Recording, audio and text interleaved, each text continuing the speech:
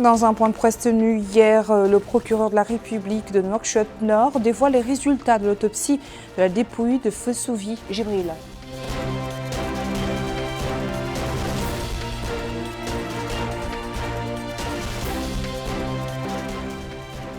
Suite aux directives du président de la République pour venir en aide aux victimes du séisme qui a frappé la Turquie et la Syrie, la Mauritanie envoie un avion chargé d'aide humanitaire.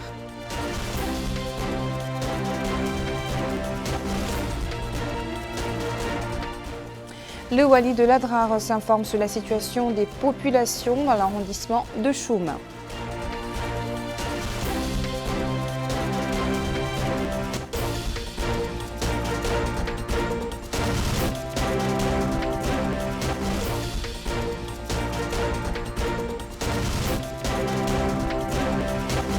Bonsoir et merci de nous joindre à nous pour ce journal. Le procureur de la République au niveau de la wilaya de Nouakchott-Nord, Mohamed Lemine Bari Mortar Fall, a déclaré lors d'un point de presse ce dimanche matin à l'hôpital Cheikh Zayed de Nouakchott que l'autopsie de Feu Souvi Djibril a révélé ce qui pourrait être considéré comme une cause de décès. Le ministère public a ordonné en conséquence la constitution d'une commission pour superviser l'enquête préliminaire sur cet incident et en présenter les conclusions à la justice pour prise de mesures légales et judiciaires. Il a ajouté que le parquet général a ordonné également l'arrestation de l'ensemble des éléments de la police qui se trouvaient la nuit de l'incident dans le commissariat de police d'Arnaïm 2, en plus du commissaire de police. Déclaration du procureur de la République avec Mohamed Khatat. Au nom d'Allah, le très miséricordieux, et que les bénédictions d'Allah soient sur son noble prophète Mohammed sallallahu alayhi wa sallam. L'enquête pénale menée il y a près de 2 jours sur le crime survenu au commissariat de police numéro 2 de Dar Naïm et dont la victime était Feu Boumni ou Djibril a donné lieu à plusieurs investigations depuis le début de l'incident jusqu'à aujourd'hui, et dont la dernière a été l'autopsie menée ce soir par une équipe médicale des meilleurs médecins du pays, composée d'un superviseur général, d'un médecin spécialisé en maladies internes et de 3 médecins légistes. Cette autopsie a révélé ce qui pouvait être considéré comme une cause de décès sous 2 aspects.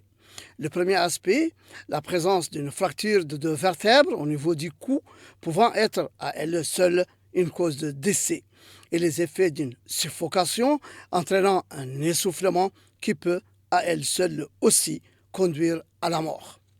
À ceci s'ajoutent d'autres questions et détails qui, si Allah le veut, seront utiles lorsque le rapport sera finalisé et prêt à être partagé, et vous en serez informés. Ainsi, sur la base de cette autopsie, le parquet général a ordonné la constitution d'une commission chargée de superviser l'enquête sur l'incident.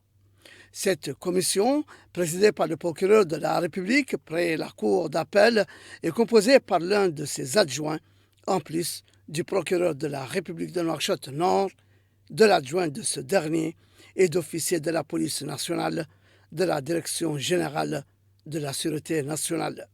Cette enquête sera prête, si Dieu le veut, dans les prochains jours. Je vous remercie et que la paix, la miséricorde et les bénédictions d'Allah soient sur vous. La Turquie, la Mauritanie a envoyé plutôt ce dimanche un avion chargé d'aide humanitaire vers la Turquie en application des directives du président de la République et Mohamed Cheikh Al-Ghazouani pour contribuer à atténuer les effets du violent séisme qui a frappé récemment. L'expédition a été supervisée par le ministre de l'Équipement et des Transports, porte-parole du gouvernement, Nani Chourqa, et la commissaire à la sécurité alimentaire, Fatimetou Khatri. Et cela en présence du chargé d'affaires par intérim à l'ambassade de Turquie à Nouakchott, Haïdar Dakuzer. Bokar Baylaba. La communauté internationale continue à se mobiliser pour la Turquie après le violent séisme qui a frappé lundi les régions du sud du pays. La Mauritanie n'est pas en reste dans cet élan de solidarité internationale. Et sur instruction du président de la République, M. Mohamed Cheikh Al-Ghazouani, un avion transportant une importante quantité de riz, de dattes, d'huile, de poisson et de couverture a décollé ce dimanche de l'aéroport international de Nouakchott au Motounsi à destination de la Turquie pour venir en aide aux familles sinistrées. L'opération a été supervisée par une délégation gouvernementale constituée du ministre de l'Équipement et des Transports, porte-parole du gouvernement, Nani Woulchourouka, de la commissaire à la sécurité alimentaire, Mme Vetimetou Khatri, ainsi que le chargé d'affaires par intérim de l'ambassade de Turquie à Nouakchott, Haïder Dokuzar. L'envoi de cette aide humanitaire témoigne des liens de fraternité et de solidarité existants entre les deux pays et les deux peuples frères et vise à contribuer à satisfaire les besoins fondamentaux des sinistrés de ce tremblement de terre. Le réseau administratif de commandement relevant du ministère de l'Intérieur et de la décentralisation a relevé plutôt des hauteurs de pluie tombées ces dernières 24 heures dans certaines localités de la wilaya de l'Ichérie. Nous vous invitons à les suivre.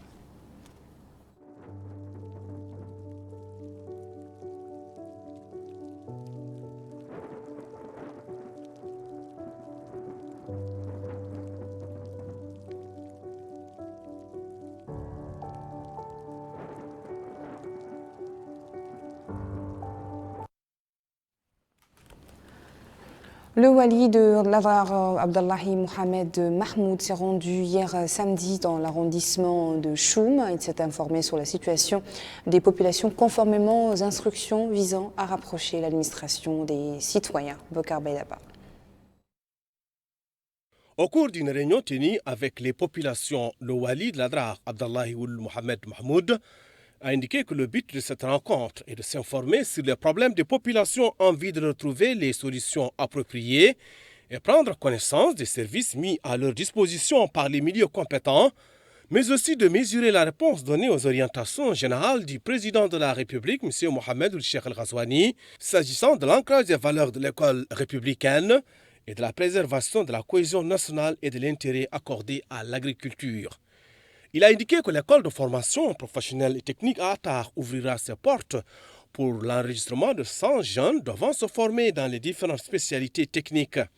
Il a souligné que des projets générateurs de revenus seront ensuite financés au terme de la formation de ces jeunes. Le wali a appelé les jeunes de Choum à profiter de cette opportunité, conformément aux orientations générales de l'État visant à insérer les jeunes dans la vie active.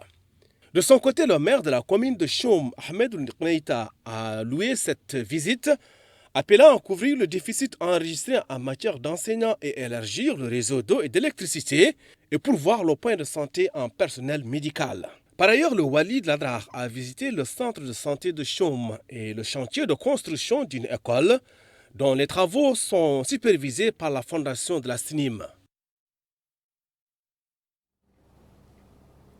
Fenêtre sur le Ravel à présent, le recensement administratif à vocation électorale se poursuit sur l'ensemble du territoire national. Direction Kermassen d'abord, puis à Ayoun, où les bureaux d'inscription sur la liste électorale ne les désemplissent pas. Bokar Baylaba nous en fait un résumé. L'opération de recensement administratif à vocation électorale Ravel se poursuit au Trarza, notamment dans la Moukata de Kermassen, où les autorités administratives étaient sur le terrain pour s'informer du processus d'inscription sur la liste électorale. Les mêmes autorités ont également tenu une réunion avec les acteurs politiques locaux, les élus et la société civile pour intensifier la sensibilisation et expliquer les tenants et les aboutissants de ce nouveau Ravel. Et au niveau du centre de recensement, l'un des agents d'inscription affirme que le processus se déroule dans de bonnes conditions. Les citoyens continuent à venir s'inscrire sur la liste électorale. Direction Ayoun au Hadel Gharbi. Là aussi, il n'y a pas de répit dans l'opération du Ravel. Les centres d'inscription ne désemplissent pas. Ils viennent de tous les quartiers de la ville. D'ailleurs, ils affirment que l'opération n'exige pas beaucoup de temps, rappelant qu'ils n'ont rencontré aucun souci pour s'inscrire. Chez les agents en charge de l'inscription, là aussi rien à signaler, ce qui pourrait entraver le processus. Tout est bien organisé. Le processus d'inscription est scindé en deux phases. La première de 8h à 14h et la seconde de 16h à 18h. Pour rappel, le Ravel ne concerne que les citoyens âgés de 18 ans et plus. Page santé, ce reportage d'Aminata Khan nous amène au Guidi Maha, où le centre hospitalier régional de Sidi Babi dispense un ensemble de services de santé gratuitement, dont le transport entre les formations sanitaires, la fourniture de médicaments à des prix subventionnés. Au centre de santé de Sidi Babi, capitale de la wilaya du Guidi Maha, les équipes et staff de cette importante structure sanitaire veillent à l'application des mesures prises par le gouvernement, notamment en ce qui concerne le volet social, dont la prise en charge immédiate des malades urgents, l'évacuation gratuite des patients vers les centres de santé de la ville, mais également la réduction des médicaments. À notre micro, cet infirmier a déclaré que tous les patients qui se présentent aux urgences sont d'abord stabilisés avant de recevoir les soins, affirmant que la décision du gouvernement est appliquée à la lettre et que cela permet la célérité du travail dans une ambiance bon enfant. En plus de l'évacuation gratuite des malades, les citoyens de cette wilaya bénéficient du forfait obstétrical. Pour mieux servir les citoyens, un programme dénommé Moussaya a été mis en place. La gérante de la pharmacie a souligné que grâce au logiciel informatique mis à leur disposition, le travail se déroule sans grande difficulté et poursuit en indiquant que les populations nécessiteuses sont prises en charge à 100% au niveau de la pharmacie. À Nouadhibou, le climat canarien est favorable à la culture. C'est déjà la saison de la récolte des légumes. Et pour cause, dans plusieurs champs et jardins maraîchers et sous les bâches thermiques qui permettent de devancer la saison, la récolte est excellente, variée et abondante. Certains cultivateurs exposent déjà leur production et approvisionnent le marché local de toutes sortes de légumes. Mohamed Khatad. À Nouadhibou, c'est la récolte des légumes dans les périmètres agricoles et dans différents champs et jardins maraîchers. Certains cultivateurs exposant déjà leur production à la vente, sous la surveillance de la délégation régionale de l'agriculture à Dakhlet Nouadhibou, dont le responsable affirme qu'en visitant les jardins, on se croit en effet en pleine campagne de récolte des légumes, alors que cela dépend des champs et on ne saurait jamais généraliser d'un périmètre à l'autre, d'une culture à l'autre. Certains légumes prêts à la récolte, d'autres pas encore mûrs, d'où la caractéristique, dit-il, des cultures à Nouadhibou qui sont possibles tout le long de l'année. Surtout que cette campagne agricole est exceptionnelle et que le département a fourni toutes sortes de semences. Il est vrai que les agriculteurs se sont investis dans cette campagne, certains affirmant qu'ils font de la récolte hebdomadairement car seul leur manquait des bâches thermiques pour devancer la saison. Le climat de Nouadhibou étant favorable à la culture dans toutes les saisons, ce qui permet d'approvisionner le marché quotidiennement. Nous, les jeunes, déclare celui-là, cultivons toutes sortes de légumes depuis bien longtemps, que ce soit les carottes, la betterave, les choux, la salade, le persil, les tomates et j'en passe. C'est également l'avis des experts et professionnels du domaine qui sont sur le terrain pour apporter leur soutien et leurs conseils aux plus nouveaux dans la profession, reconnaissant que certains agriculteurs s'en sortent plutôt bien tout seuls et font bonne recette, comme l'affirment ces revendeurs qui avouent bien gagner leur vie de leur métier. Parlons culture pour refermer ce journal. Meeting populaire organisé à Kaïdi par le parti Islah qui a mobilisé ses bases dans la ville pour les inciter à aller s'inscrire sous les listes électorales et s'assurer de remporter des victoires lors des prochaines élections municipales, législatives et régionales. Le meeting s'est déroulé en présence d'une délégation du parti conduite par le président Mohamed Talebne. Ce dernier a affirmé que le choix stratégique du parti est de soutenir le président de la République et d'accompagner la mise en œuvre de son programme électoral dont il s'est engagé devant le peuple mauritanien. Ce soutien, a-t-il dit, valorise les acquis réalisés dans tous les domaines. Il appelle également les jeunes à la consolidation de l'unité nationale et à la fraternité entre les différentes composantes du peuple mauritanien. Voilà qui met fin à ce journal. Merci à vous de nous avoir suivis. Le rappel des principaux titres. Dans un point de presse tenu hier, le procureur de la République de Nouakchott-Nord dévoile les résultats de l'autopsie de la dépouille de Feu Soufi Jibril. Suite aux directives du président de la République pour venir en aide aux victimes du séisme qui a frappé la Turquie et la Syrie, la Mauritanie envoie un avion chargé d'aide humanitaire.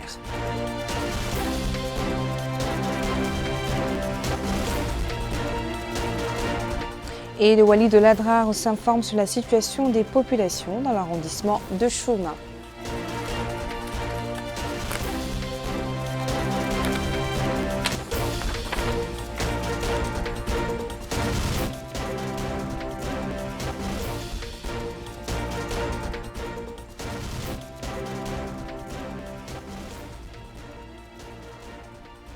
Le programme continue, restez avec nous. Merci et bonne soirée.